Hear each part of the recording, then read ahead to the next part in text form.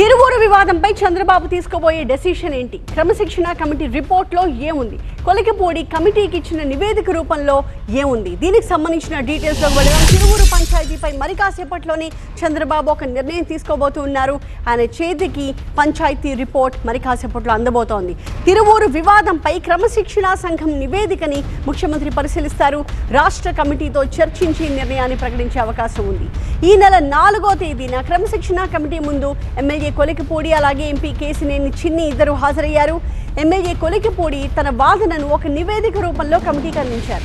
మరోవైపు ఎంపీ కేసినేని చిన్ని కూడా కమిటీ ముందు హాజరై తన వివరణ ఇచ్చారు. కమిటీ నివేదికలో ఏముంది అనే దానిపై ఇప్పుడు ఆసక్తి నెలకొంది. ఈ ఎపిసోడ్పై చంద్రబాబు తీసుకునే నిర్ణయం ఏంటనే దానిపై ఉత్కంఠ కొనసాగుతోంది. కాసేపట్లోని టీడీపీ కేంద్ర కార్యాలయానికి ముఖ్యమంత్రి చేరుకోబోతున్నారు. పార్టీ జిల్లా అధ్యక్షుల నియామకం అలాగే రాష్ట్ర కమిటీ ఏర్పాటుపైన కూడా సీనియర్ నేతలతో చర్చిస్తారు.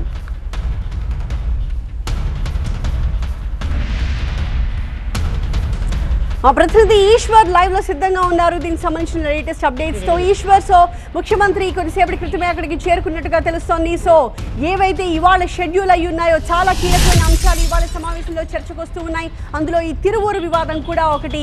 ఎన్ని గంటలకు తిరువూరు గురించి చంద్రబాబు సమీక్ష జరిపే అవకాశం ఉంది?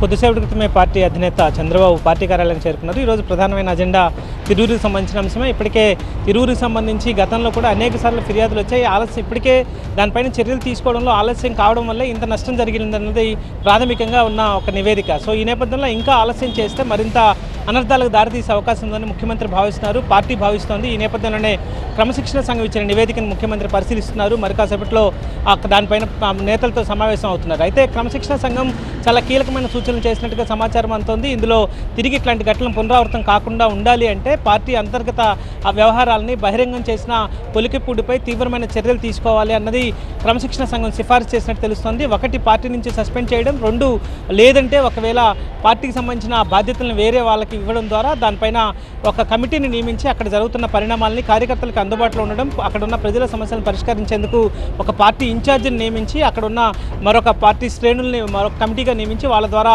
విధులను నిర్వర్తింపజేయడం, ఇట్లాంటి కొన్ని సూచనలు క్రమశిక్షణ సంఘం చేసినట్టుగా తెలుస్తోంది. దానికి సంబంధించి ముఖ్యమంత్రి పార్టీ రాష్ట్ర నాయకత్వంతో చర్చించిన తర్వాత నిర్ణయం ప్రకటించే అవకాశం ఉంది. అయితే ఈరోజు తీవ్రమైన నిర్ణయాలు ఏమి తీసుకునే అవకాశం ఉండదు అన్నట్టుగా భావిస్తున్నారు. ఎందుకంటే ఇక్కడ సామాజిక సమీకరణలు కూడా ముఖ్యమంత్రి నిర్ణయం తీసుకోవడానికి అడ్డొచ్చే అవకాశం ఉంది. సో ఈ నేపథ్యంలో అన్నింటినీ పరిశీలించిన తర్వాత, అన్నింటినీ అందరితో మాట్లాడిన తర్వాత, అందరూ అభిప్రాయాలు తీసుకున్న తర్వాత కొలికిపూడి నివేదికను కూడా, కొలికిపూడి ఇచ్చిన వివరణను కూడా విన్న తర్వాత నిర్ణయం తీసుకునే అవకాశం ఉన్నట్టుగా మనకి స్పష్టంగా అర్థమవుతుంది. ఎందుకంటే కొలికిపూడి కూడా తాను ఎందుకు అట్లాంటి వ్యాఖ్యలు చేయాల్సి వచ్చిందో వివరణ ఇచ్చారు కాబట్టి దానికి సంబంధించి కూడా కొంత చర్చించే అవకాశం ఉంది. ఆధిపత్య ధోరణి కావచ్చు, ఎంపీ తన నియోజకవర్గంలో జోక్యం చేసుకోవడం, ఏ నియోజకవర్గంలో ఇంత ఇట్లాంటి స్థాయిలో, ఈ స్థాయిలో ఎంపీలు జోక్యం చేసుకున్న అవకాశం ఉందా అన్నట్టుగా కూడా ఆయన పార్టీ క్రమశిక్షణ సంఘం ముందు తన వాదనలు వినిపించినట్టుగా సమాచారం ఉన్న నేపథ్యంలో, దాంతోపాటు పార్టీ నిబంధనలకు వ్యతిరేకంగా వ్యవహరించిన నేపథ్యంలో దానిపైన తీవ్రమైన చర్యలు ఉండే అవకాశం ఉంది. ఆ దిశగానే క్రమశిక్షణ సంఘం సిఫార్సు చేసినట్టుగా